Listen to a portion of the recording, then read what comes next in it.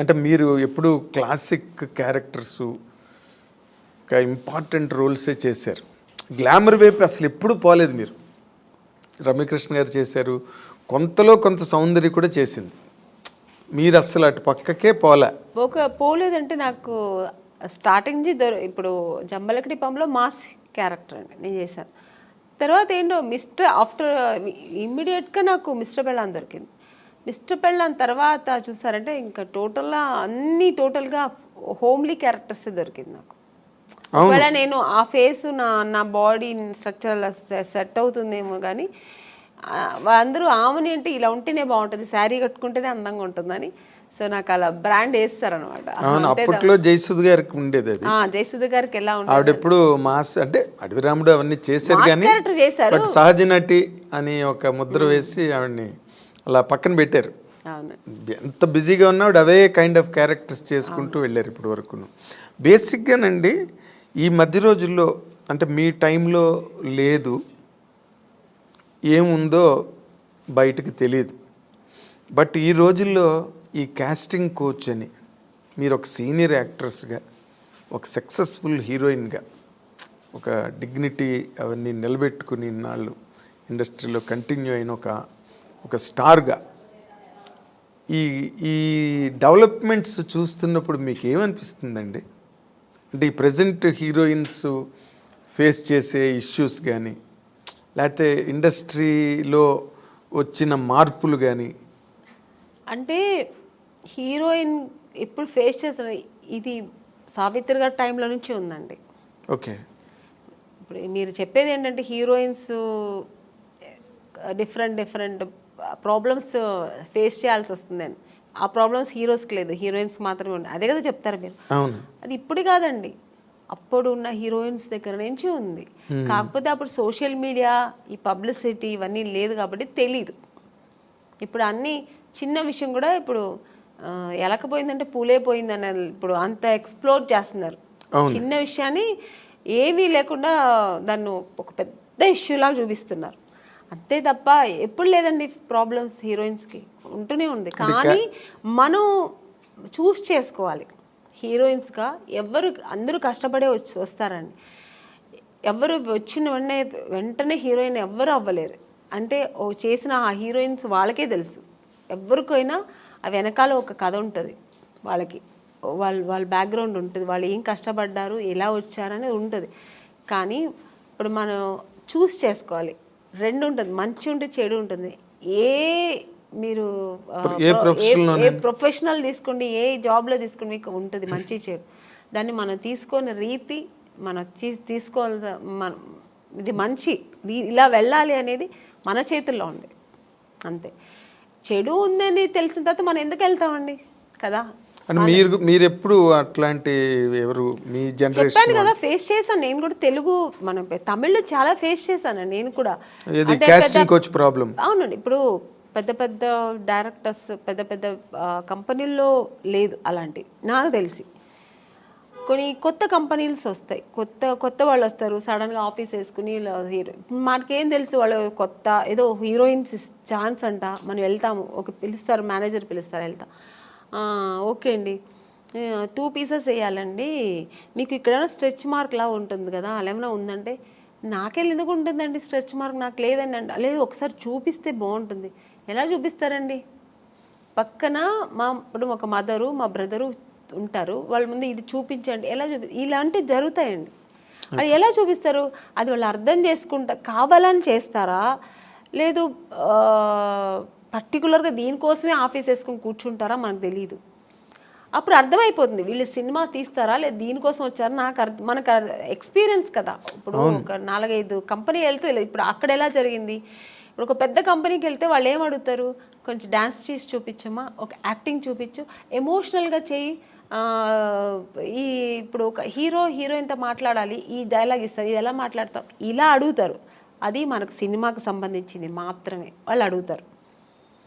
Stretch mark చూడాలి, మీకు ఇక్కడ ఏమైనా బ్లాక్ ఉంటుందా, మొన్న ఒక హీరోయిన్ అలాగ వచ్చారు, మేము చూడకుండా వేసుకున్నాము, చూసిన తర్వాత స్పాట్లో చూసాము, మీరు కొంచెం బట్టలు ఇప్పి చూపించండి. ఇలాంటివి కొన్ని కొత్త వాళ్ళు ఉంటారండి. ఇలాంటి వేషాలు వాళ్ళు దీనికోసం వస్తారా లేదా సినిమా తీయడం తెలిసిపోతుంది మనకు. అప్పుడు అర్థమవుతుంది. అప్పుడు లేదు సార్, ఐఎమ్ సారీ, నేను అలా అంతా చేయలేను, నాకు స్విమ్మింగ్ నాకు అసలే తెలియదు, నేను అలాంటి క్యారెక్టర్ కూడా నాకు వద్దని చెప్పి లేచి రావడం అంతే మన పద్ధతి. ఓకే చూపిస్తాను అనేది అది వాళ్ళ ఇష్టం అండి. అది ఎవరిని మేము తప్పు అనట్లేదు. వాళ్ళకి ఇష్టపడి ఓకే నేను దేనికైనా ఓకే నేను చూపిస్తాను అనేది వాళ్ళ మనసు దాన్ని బట్టి ఉంటుంది. నేనైతే మైండ్ సెట్ బట్టి నేనేమంటాను, లేదు సార్ నాకు అది తెలియదని నేనైతే అలా చేయించాను. మీకు అంత ఇది ఉంటే నన్ను హీరోయిన్గా వేసుకోండి, నేను మీకు 2 పీస్ ఐఎమ్ రెడీ, నేను స్విమ్ సూట్ వేసుకుంటా, కానీ ఇక్కడ బట్టలు ఇప్పి చూపించడం అయితే నేను కుదరదని లేచి వచ్చిన ఎన్నో సన్నివేశాలు నాకు జరిగింది. అలాంటి సిచ్యుయేషన్స్ వచ్చాయి అని చెక్ ఇచ్చి అడ్వాన్స్ ఇచ్చిన కంపెనీలు ఎన్నో ఉన్నాయండి. నాకు అడ్వాన్స్ తీసుకున్నా, ఇంటికి వచ్చిన తర్వాత next day phone, madam manager, అప్పుడు మీకు సెల్ ఫోన్ లేదు కదా, ఏదైనా డైరెక్ట్ లేదంటే ల్యాండ్లైన్ మేనేజర్ వచ్చి మాట్లాడు, మేడం ఇలాగా డైరెక్టర్ గారు అక్కడ ఫుల్ ఇది పెట్టుకున్నారు, స్టోరీ డిస్కషన్ పెట్టుకున్నారు, ఇట్లా ఒక బీచ్ దగ్గర ఇట్లా రమ్మంటున్నారు మిమ్మల్ని, ఫైనాన్షియర్ వస్తున్నారు చూడాలంట. ఫైనాన్సర్ నన్ను ఎందుకు చూడాలి, నాకు అర్థం కాదు. ఫైనాన్స్ ఇప్పుడు చూడాల్సిందే డైరెక్టర్ ప్రొడ్యూసర్ అయిపోయింది. ఇంకా ఎక్కువ అనుకుంటే హీరో చూడాలా, ఓకే హీరో గారు చూడాలి ఎలా ఉంటుంది, నా పక్కనే ఎలా చేస్తుంది హీరోయిన్ ఒక అమ్మాయి ఎలా ఉంటుందో చూడటం, ఇది పద్ధతి. ఫైనాన్సర్ ఎందుకు చూడాలి నన్ను అనవసరంగా, నాకు అర్థం కాదు. కొన్ని రోజుల తర్వాత అర్థమయ్యేది, ఇంకోటి నాకు ఎక్కడ అర్థమయ్యేదంటే, మమ్మీ వద్దండి మీరు మాత్రం వస్తే చాలంటేనే అర్థమైపోయేది. కారు తీసుకొచ్చారు, ఐఎమ్ సారీ అని నేను రాను. ముందు మన అమ్మగారు అసలే పంపరు, ఒంటరిగా అంటే మా అమ్మ పంపించేది కదండి. లేదండి మా అమ్మాయిని అయితే ఒంటరిగా పంపాము. మా అమ్మ ఒక్కటే అన్నదండి, సినిమా హీరోయిన్ అవ్వాలా అనుకున్నావు, నాన్నగారి దగ్గర పర్మిషన్ తీసుకుని వచ్చాము, లేదు అప్పుడు ట్రై చేస్తున్నాం, అప్పుడు ట్రై చేసే టైంలో ఓకే దొరికితే చేద్దాం, లేదంటే ఉండే ఉంది మనకు బెంగళూరులో మాకు ఇల్లు ఉంది, హ్యాపీగా అక్కడ వెళ్ళి జాబ్ చేస్తా, లేదు చదువు పెళ్లి చేస్తానే చేస్తా, ఇన్ని ఆప్షన్ ఉన్నప్పుడు మనకు అనవసరం. నువ్వు హీరోయిన్ అవ్వాలా, మనం దానికోసం కష్టపడతాం, ఇంకా అడ్డతోవలతో అని మనకు అనవసరం. అలా నేను అలాగే ట్రావెల్ అయ్యానండి. నాకు అలాగే ఒక మంచి కంపెనీ, మంచి డైరెక్టర్స్, హెల్దీ పీపుల్స్తో హెల్దీ దేవుడు మీ మరో విన్నాడు, తప్పు నాది 100% కీర్తనల్ని బాగా ఆస్వాదించాడు. ఒక్కొక్క కంపెనీ వెళ్ళొచ్చిన వెంటనే నేను ఫస్ట్ దేవుడా నాకు రేపు ఈ కంపెనీ రేపు నేను హీరోయిన్ అయిపోవాలి, సెలెక్ట్ అయిపోవాలి, ఇలాగే వేడుకునేదాన్ని. అదే కాకపోతే ఇప్పుడు మీరు ఒకటి గమనించాలి, మీరు అన్నారు ఇందాక సావిత్రి గారి దగ్గర నుంచి ఉన్నాయండి ఇలాంటి ఇండస్ట్రీలోని అని. కాకపోతే ఇప్పుడు సోషల్ మీడియా రావడం వల్ల, కానీ హీరోయిన్లే పోలీస్ కంప్లైంట్లు ఇచ్చి కొంతమంది బాంబే నుంచి వచ్చిన వాళ్ళు, లేకపోతే ఏదో మొత్తానికి అలాంటివన్నీ జరగడం, అవన్నీ యూట్యూబ్లో వాళ్ళు వచ్చి వీడియోలు రిలీజ్ చేయడం, ఒక రకమైన డిస్టర్బెన్స్ అన్నది కొన్ని అన్ని చోట్ల అని కాదు, ఇన్ని సినిమాలు వస్తున్నాయి ఎక్కడ జరగవు కానీ, బట్ జరిగినవి మాత్రం చెప్తున్నాను కదండి, ఇండస్ట్రీ పరువు తీయడానికినే వచ్చిన వాళ్ళు అయితే ఇది జరగదండి. ఇంకా వేరే థాట్స్ మీద వస్తారండి కొంతమంది.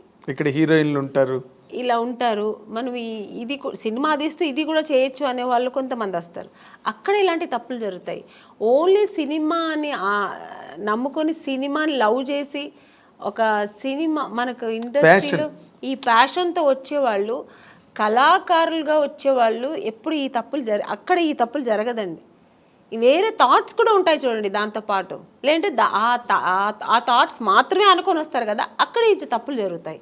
సో అక్కడ కొంతమందికి ఇలా జరుగుతాయి. అవును. తర్వాత మీటూ అనేది కూడా అలాగే ఆడవాళ్ళు కూడా అండి, ఏ హీరోయిన్ కూడా మనం ఇలా అయిపోవాలి, చెడుగానే ఉండాలి, చెడు దారి తొక్కాలని ఎవ్వరు రారండి. అందరూ ఒక డ్రీమ్తో వస్తారు. ఏ అమ్మాయి అయినా సరే నేను ఒక హీరోయిన్ అవ్వాలి, ఎవరికి ఆశ అందరికీ సొంతం కదండి.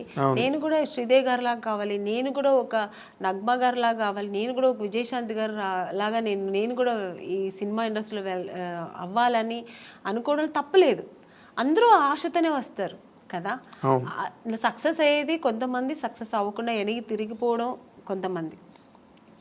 ఆ టైంలో కొంతమంది ఇలా జరిగితే దానికి పాప వాళ్ళు ఏం చేస్తారండి, నమ్మకం, ఒకవేళ మనం హీరోయిన్ అయిపోతామేమో అని ఒక నమ్మకంతో కొన్ని తప్పులు జరిగిపోవచ్చేమో నాకు తెలియదు మరి. అలాంటప్పుడు కొంచెం ఇలా వాళ్ళు లైఫ్లో ఇలా మిస్ అవుతుంటాయి కొన్ని. అవును, మీటూ అనేది కూడా చాలా పెద్ద మూమెంట్. తమిళ్లో రేవతి గారు వాళ్ళందరూ కూడా అవును. దాన్ని జయసూద్ గారు ఇక్కడ ఆ మీటూ అనేది కూడా చాలా పెద్ద రేంజ్లోనే పెద్ద జరిగింది. రేంజ్లో జరిగింది. దానిలో మీరు పార్టిసిపేట్ చేశారు? లేదండి, నేను అదే నేను చెప్పాను, నాకు మా ఇంట్లో నా సమస్యలు ఏదో ఎక్కువ ఉంటాయి, ప్రాబ్లమ్స్. ఇప్పుడు చాలా అదే మీ ఇల్లే ఒక ఇండస్ట్రీ. నా ఇల్లు ఒక ఇండస్ట్రీ, అదొక మినీ ఇండస్ట్రీలా ఉంటుంది. వాళ్ళ ప్రాబ్లమ్స్, పైగా ఇప్పుడు నాకు 2 పిల్లలు, వాళ్ళు చిన్న పిల్లలు, వాళ్ళని చూసుకోవడం, ఫుల్ బిజీ ఉంటానండి. అసలు నేను ఇంటికి వెళ్తే నా ఫోన్ కొంచెం ఫ్రీగా ఉంది